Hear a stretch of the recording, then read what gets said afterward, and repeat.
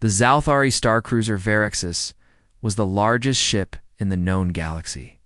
It was 10 kilometers long, built with dark silver metal that could bend light and survive a sun's heat. Every corridor inside was quiet and smooth with blinking lights and silent guards standing like statues. Silence was important to the Zalthari. They believed sound was a sign of weakness. Their warriors trained in silence. Their ships flew without noise. Their cities ran like clockwork, without laughter, shouting, or even music. But now, for the first time in royal memory, the halls of the Verexis echoed with something new. A baby's cry. It wasn't just any baby. It was the daughter of Queen Zyrel, the Unshaken, ruler of the Zalthari Empire. Her birth had been a grand event. Stars had been named after her, planets had celebrated, but for nearly a month now, the baby hadn't stopped crying in the center of the ship. Inside the shining black throne room, Queen Zyrel stood tall.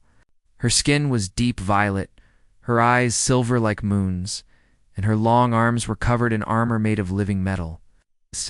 She had fought in 12 wars. She had ended rebellions with a single word. Even the bravest alien generals feared her name. But today Zyrel looked tired. No, not tired, defeated. The baby's cry came from behind a tall energy shield, inside the royal cradle chamber. Their glowing lights floated around the child. Robotic arms tried to soothe her. A dozen alien nannies, all trained in emotional management, stood helpless. She cries, "Still?" Zyrel asked, her voice cold but cracking at the edges. "Yes, my queen," replied Helix, her chief science advisor. "Her vitals are strong, no illness, no pain. We have tried songs, light therapy, scent projection, empathy waves, nothing. Works." Zyrel turned away from the sound, closing her eyes. "Even our best emotion drone cannot calm her." "No," said Helix. "She rejects all attempts." "And why does the child scream as if the stars are falling?" "We do not know, my queen." Zyrel stared out the window at the stars. "Perhaps the child senses weakness. Perhaps she'll senses the silence we have lived by is empty." Helix hesitated. Then he took a breath and said, "There is. One final idea, Majesty? A method from outside our people?"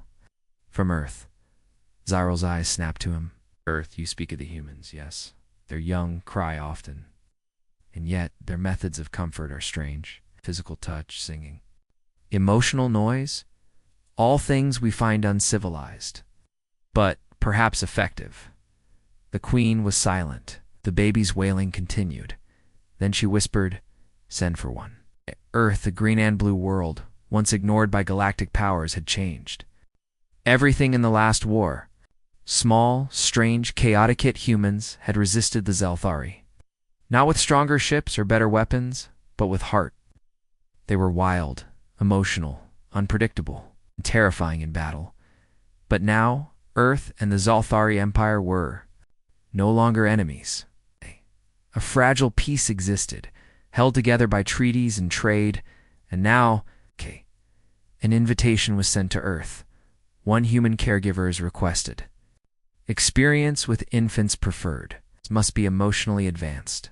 Immediate transport arranged. Compensation unlimited. On a quiet orbital station above Mars, Marcus Hale read the message on his screen. He was 42 years old, a retired Earth soldier, and once famous during the war for ending a Zalthari siege by walking out of cover, playing a guitar, and singing a peace song. Now, he spent his days growing tomatoes and reading old paper books. He had no wife, no kids, just a scar down his side and a cat named Biscuit. He blinked at the message. "A Zalthari queen wants a babysitter." He laughed. Then he paused. Something in the message, emotionally advanced, felt strange. Like a challenge, he remembered the war, the faces of the alien soldiers, the fear, the noise. And he remembered the child he once lost. He stood up. "I'll go." 3 days later, Marcus stepped onto the Verexis. The air smelled like cold metal and strange flowers. The halls were quiet, too quiet. Armed guards with blank faces watched him closely. Alien officers kept a 10-foot distance. He walked slowly, his boots echoing on the polished floor. Then he heard it. The crying, it wasn't normal crying. It was like a psychic scream, like the baby was crying inside your brain. He winced.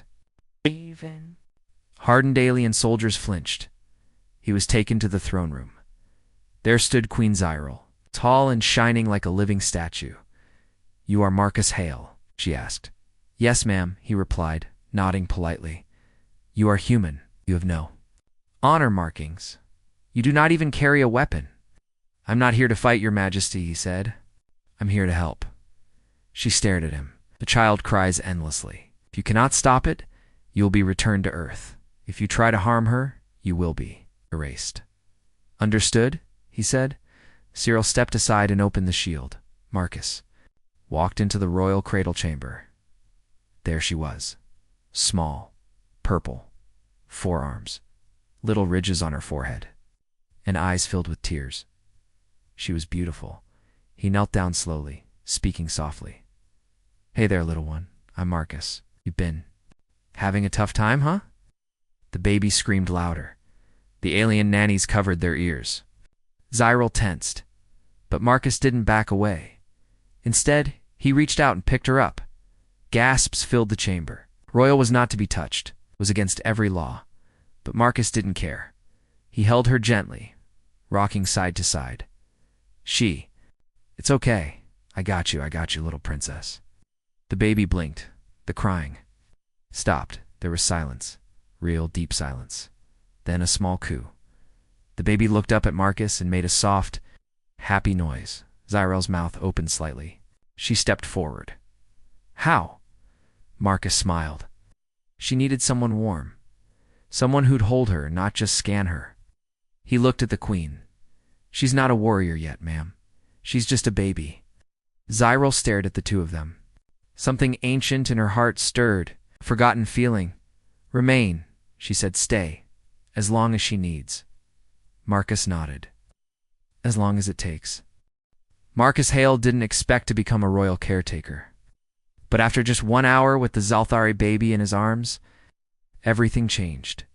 He now lived in a special guest chamber near the royal nursery on the Verexis. The walls were smooth and glowing with soft blue light. A translator drone followed him everywhere. Alien guards watched him from a distance, their expressions unreadable. Marcus didn't mind. He'd faced worse in war. What mattered now was the baby princess Shira. She was strange and small, with deep purple skin, for tiny fingers on each hand, and silver eyes that blinked slowly. But when she smiled, she looked just like any other baby. She had already started reaching for his nose, tugging at his sleeves, and making tiny chirping sounds that Marcus's guest meant happy. He was good with her, surprised him. Each day he sang to her, sometimes old earth lullabies. Sometimes he hummed tunes he made up. She loved the sound of his voice. When he told stories, her eyes lit up even if she didn't understand the words. Marcus didn't know why the queen allowed it. He just knew she did. One morning, as Marcus walked into the nursery, Queen Zyril was already there. She stood beside the crib, her long robe flowing like water. She looked down at her daughter, who was now babbling quietly. "You returned?" Zyril said, without looking at him. "I said I would," Marcus replied, smiling gently. "I expected you to demand something. Riches, a planet, fame. That is what most humans seem to want." "Not most humans," he said. Zyril turned to him. "Why do you help her?" Marcus walked to the crib and picked up Shira. The baby squealed and wiggled happily in his arms. "I help because she needs it," Marcus said. "Not everything has to be about reward or power." Zyril tilted her head. "Your people confuse me. You are wild, but soft. It's violent, but kind." "We're a mix," he said. "Same as any other species, I guess." Later that day, Marcus met Helix, the queen's science advisor. The tall alien had glowing blue skin and long fingers that moved like tree branches in wind. "We are studying you," Helix said, walking beside Marcus as he held the baby. "Comforting," Marcus said dryly. Helix didn't laugh. You emit warmth, a kind of biological signal, not just heat, an emotional presence. We do not understand it fully. It's called love, Marcus said. Love is not measurable, Helix replied. Doesn't mean it isn't real. Days passed, then weeks. Marcus became a regular sight on the Verexis. At first, the alien crew avoided him. Some looked at him with disgust, others with fear. But when they saw how the baby laughed when Marcus was near, they started to soften soon. Even the guards relaxed a little. One of them, a tall female soldier named Tyrax, even tried to smile once. It looked painful. Marcus taught her how to play peekaboo. She didn't understand it at first, but after a few tries, she laughed. Not a loud laugh, but a soft, unsure sound. It was the first time Tyrax had laughed in years, but not everyone was.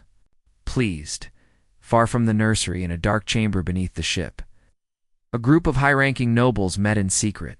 He must leave, hissed Lord Kelrox, one of the Queen's oldest advisors. His skin was black as coal, his eyes thin slits. This human is infecting the royal family with weakness. She smiles now, said another noble. She laughs. What queen does that? Our people follow strength, said Kelrox. If they see her soften, they will lose fear. Fear is what keeps order. A plan began to form. Meanwhile, Marcus had no idea of the danger. He was sitting in the garden chamber, one of the only green spaces aboard the Verexis. Trees from many planets grew there, kept alive with artificial sunlight. He had Shira on, his lap wrapped in a soft blanket. He was telling her a story about a dragon who loved painting. Queen Zyril approached quietly.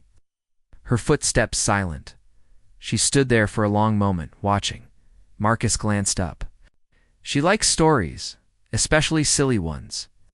You are strange, Zyril said. I get that a lot. She stepped forward. May I hold her? Marcus blinked. Of course. He gently handed Shira to her mother. Zyril held the baby awkwardly at first, as if afraid to break her. But Shira gurgled happily and placed one hand on Zyril's chest. The queen froze. Then she smiled. It was small, barely there, but it was real. Marcus said nothing. He didn't want to break the moment. After a while, Zyril spoke softly. I did. Not want her? Not truly. She was born of duty. The empire must continue. But now, she looked down at the child. She looks at me, and I feel. Marcus nodded. That's what being a parent is. That night, Marcus returned to his chamber to find the lights off. Strange as he stepped inside, something moved behind him. He turned too late. A stun blast hit him in the back. Darkness. He woke up in a cold room. His hands were tied. The baby was gone. Panic surged through him. The door opened. Lord Kelrox entered, flanked by 2 armored guards. You've done enough, human, Kelrox said. The queen forgets her place. The people grow soft. We will fix this. Marcus growled. Where is she? Where's the baby? She is safe. For now. But she will be raised as a proper Zalthari. No more laughter. No more human stories. You will be returned to Earth in a coma, blamed for a system malfunction. Oh, Marcus smiled. Darkly. You really don't understand humans, do you? Then he slammed his boot down. A small device hidden in his heel activated, sent a signal, a silent ping to the translator drone he had reprogrammed. The drone, waiting just outside, activated emergency protocol and sent a distress alert. To the queen, moments later, the door exploded open. Queen Zyril entered like a storm. Her armor glowed with royal fire. Her eyes burned silver. She said nothing. She didn't need to. The guards dropped their weapons. Kel rocks. Tried to speak, but Zyril raised one hand. Energy crackled. Kelrox vanished in a flash of light. The queen walked to Marcus and cut his bonds. He stood, rubbing his wrists. Thanks. You risked your life for her, Zyril said. I'd do it again. She is safe, and so are you. You will not be harmed. Marcus sighed in relief. Good now, where is she? The door opened behind them. Tarax entered, holding the baby. Exira reached for Marcus. He took her, smiling. "Hey, little one." Back. The baby squealed with joy.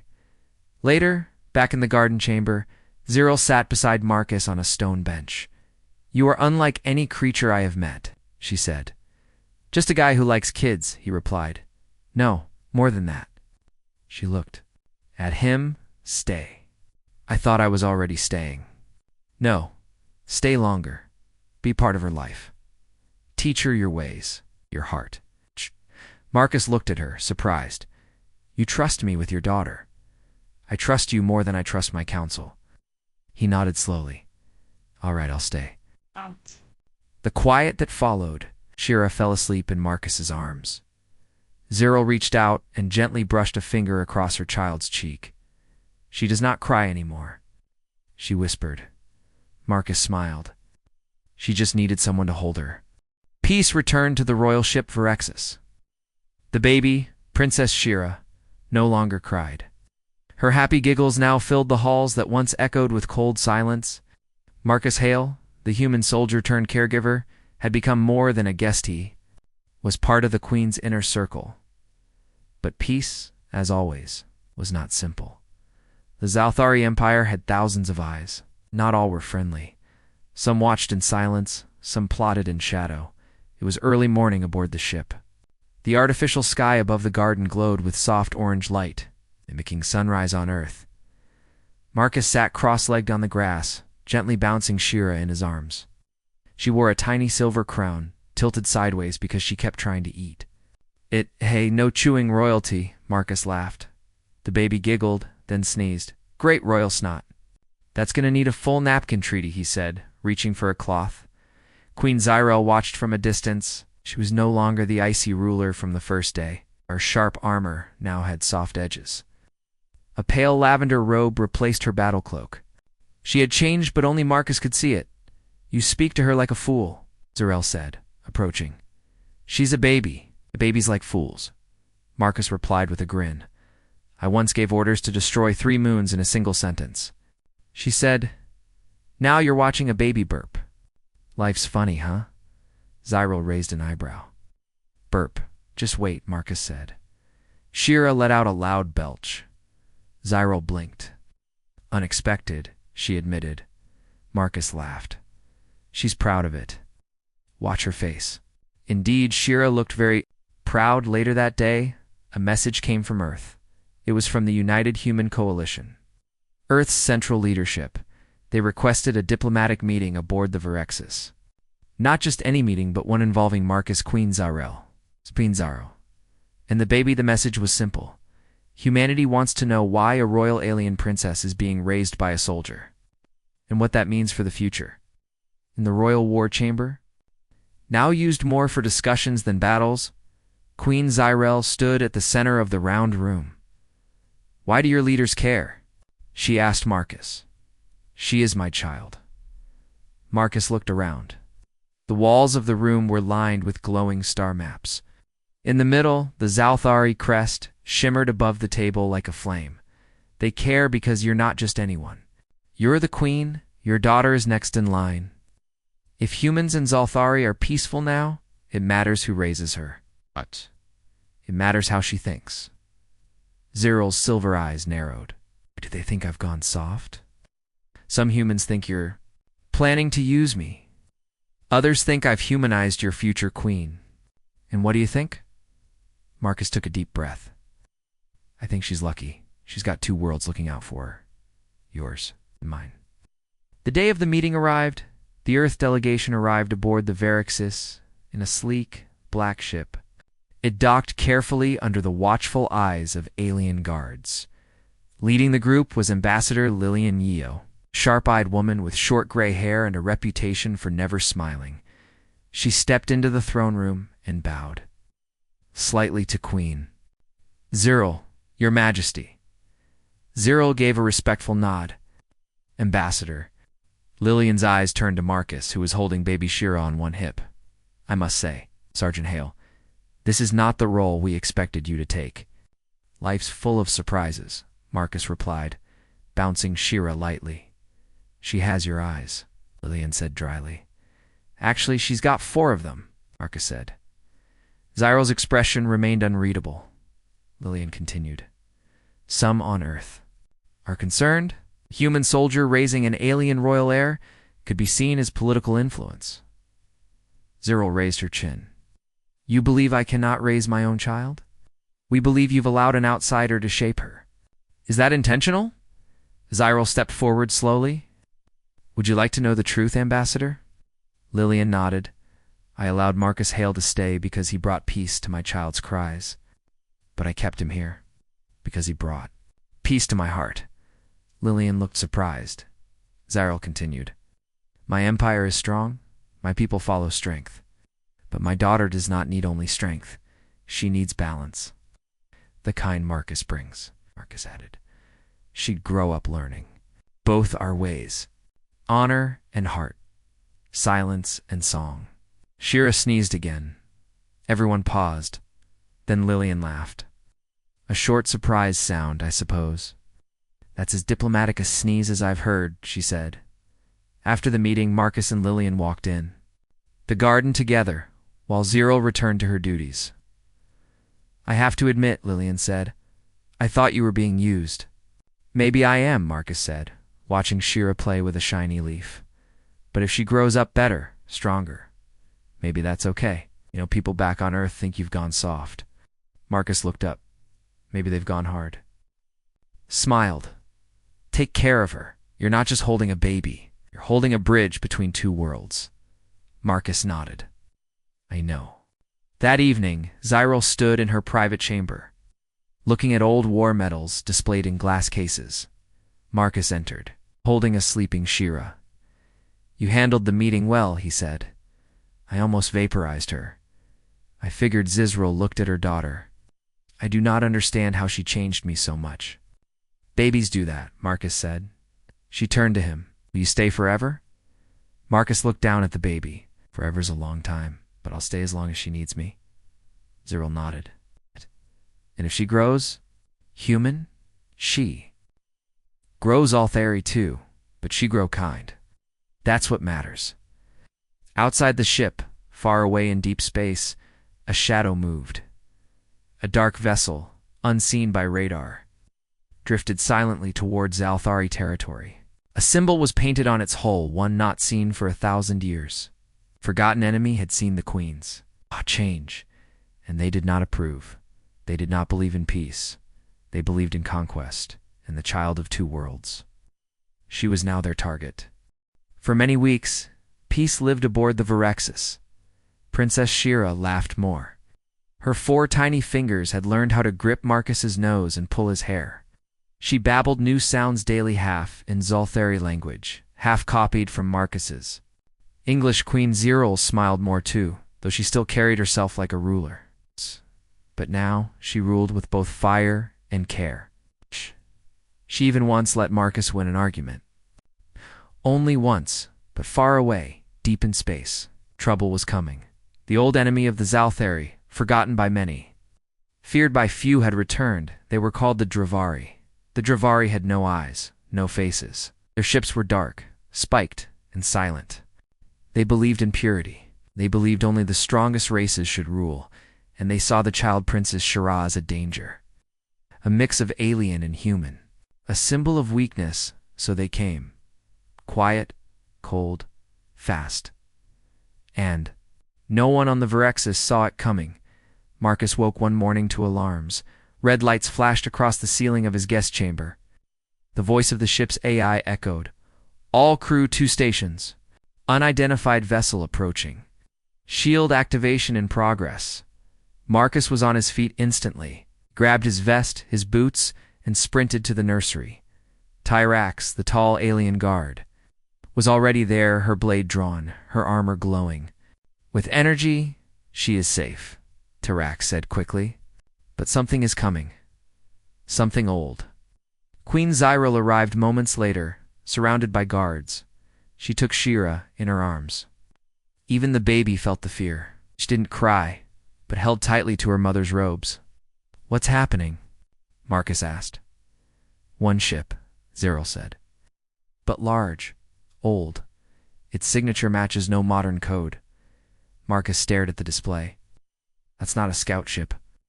That's a warship. Minutes later, they stood in the command hall, a giant round room with floating maps and star charts. The enemy ship moved closer, slow but steady. It's not answering hails, said one officer. No energy weapons activated, said another. Why? Are they just floating there? Marcus asked. Zero narrowed her eyes. Because they want us to worry. They feed on fear. Gah. A cold silence followed. Then the ship sent a message. It wasn't a voice, it wasn't words. It was a scream, not a sound. Heard by ears, but a mental blast that hit every mind on the ship. Marcus dropped to his knees. Zyril fell against a wall. Tyrax screamed aloud, clawing her helmet. Only Shira remained calm. She blinked, looked around, and began to hum. Just a tiny sound, but pure, gentle, innocent. The pain faded. Zyril gasped, stunned. She stopped it. Stood, shaking. They attacked our minds. But she blocked it. Not blocked, Zyril said softly. She changed it. Now they knew the Dravari weren't just here for war. They were here for her.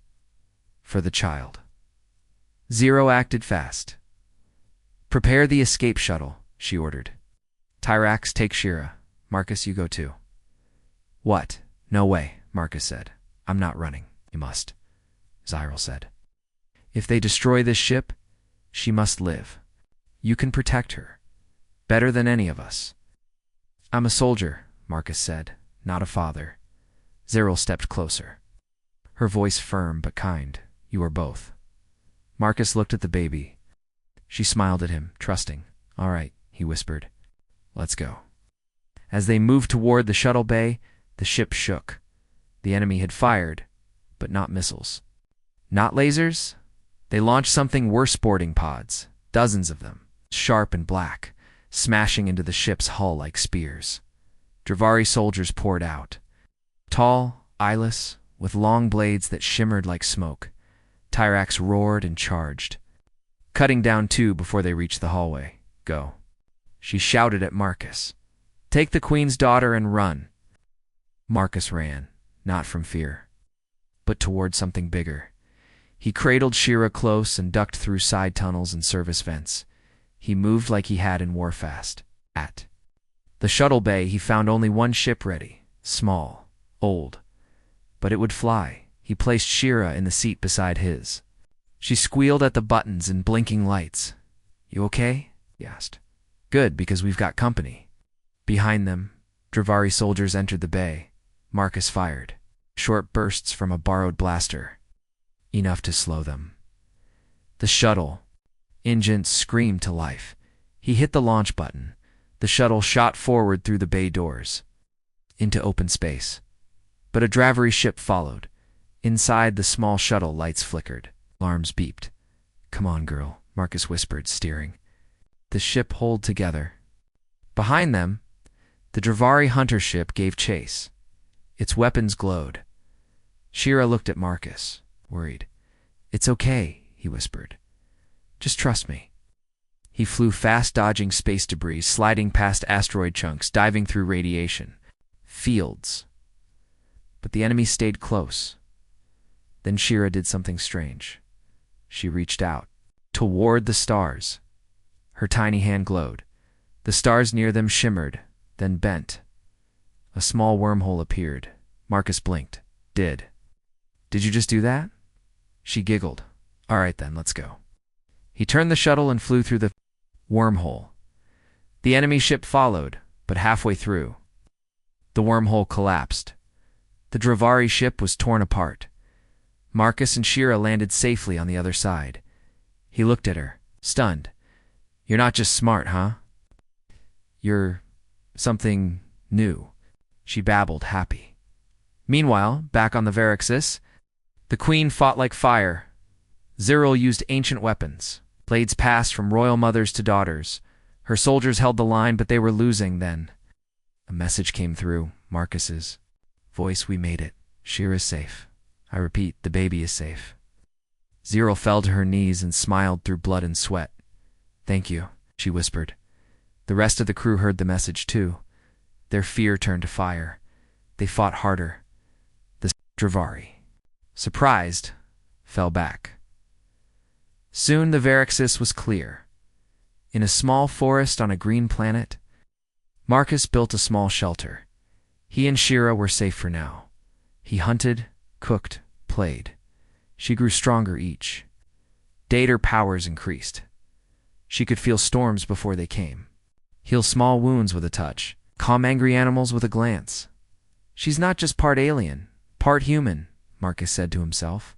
She's a bridge between species, between hearts. And deep inside he knew this wasn't the end.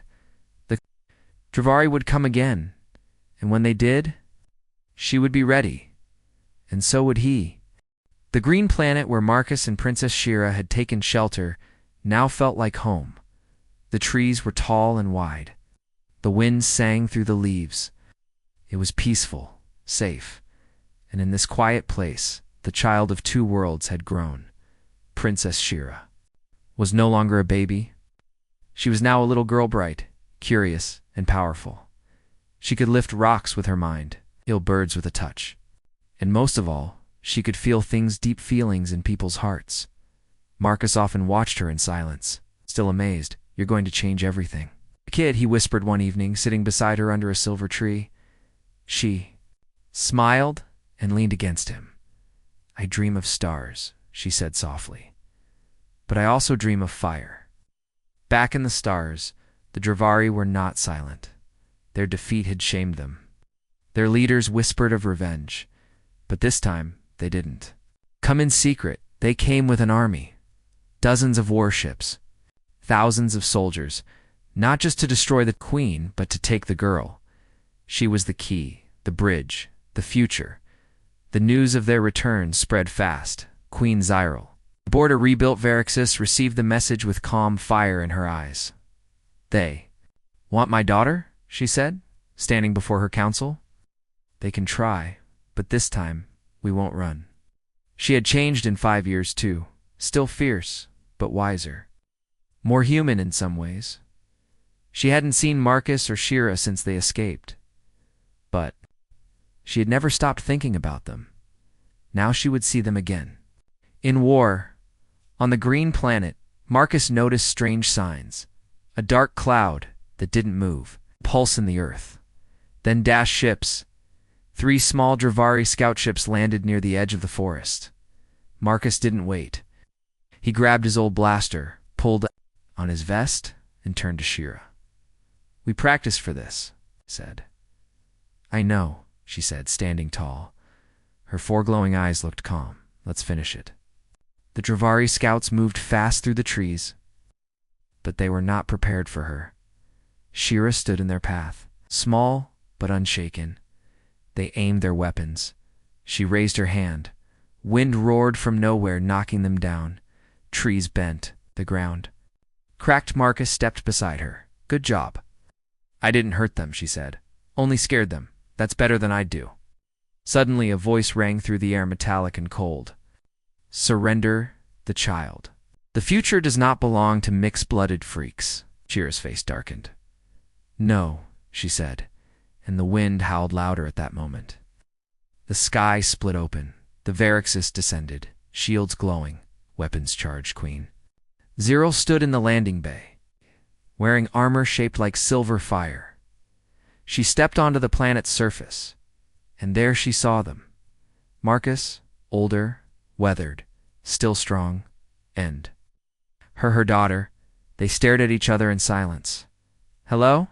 Marcus Zyril said softly. Nice ship, he replied. You miss me every day? He looked at her. She's ready, you know. I know.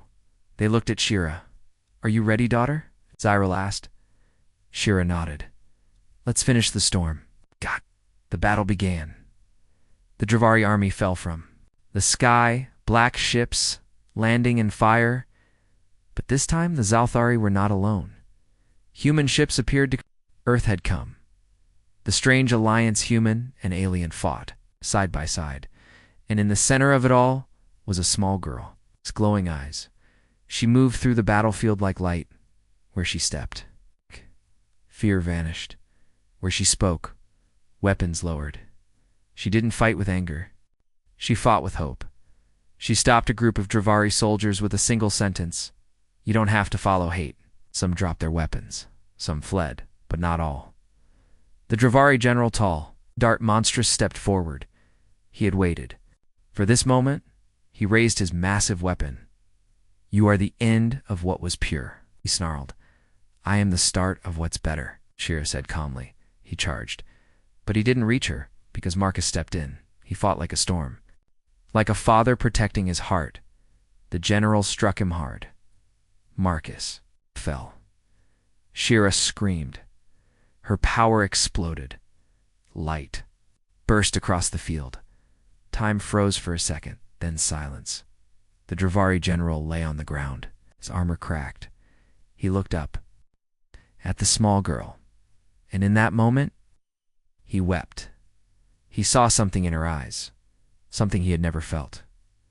Peace, he whispered. She nodded. It's not too late. The battle ended. Some Dravari left, some stayed. The war was over, and peace began. A month later, in the Grand Hall of Stars, leaders from Earth and Zalthari stood together. They watched as a small girl walked between them.